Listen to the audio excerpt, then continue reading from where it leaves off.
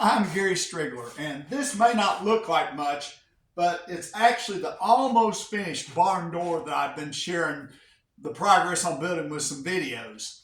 Now, what I did yesterday was take the two sections of plywood that we joined two pieces together to get a piece that was wide enough, and then we put saw kerfs in them like you see here. That's the pattern, and one of the saw kerfs is where we hid the place where we spliced those two pieces of plywood together. And all that's covered in some other videos that are on my YouTube channel.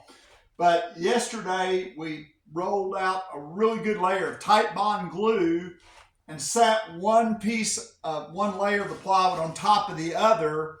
Then we took a framing square and made sure the edges lined up. Now, when I was rolling out all that glue, I like to use a roller like this. It's got a hopper that you can put glue in. You just pull the trigger and roll the glue out, and it really does a great job. You could just do that with like a paint roller or something, but you have to be moving pretty quick to make sure that the glue doesn't start setting up on you. And so having the glue in a hopper and a roller really can help you. Of course, if you got a couple of people with rollers, you can get it done that way too.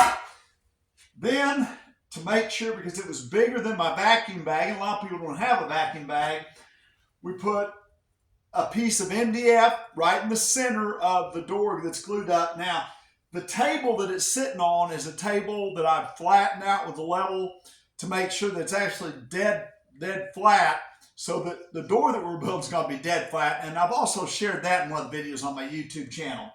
But anyway, after we put the piece of MDF on, which is pretty heavy anyway, I just started gathering up pretty much everything in my shop that was portable and heavy, right down to including the floor jack. And that put pressure in the middle to push those pieces together. And then I used a whole bunch of K-body clamps down each edge to make sure that the edges were well glued together. Then I came back today, pulled all those clamps off, and very carefully measured and made a piece of solid lumber. This is beech lumber that would fit in between the two cores like this. And it's turned out to be 1 3/16", but I was able to fine tune it using a benchtop planer. By just cranking, you can get down within a 30-second. So I just eased my way into it, got a piece that was just right. And I actually went ahead and put a little bit of construction adhesive on the back, on the part that was going to be going in, just because I didn't know for sure how tight I'd be. And construction adhesive will kind of make a good joint even if it's not perfectly tight.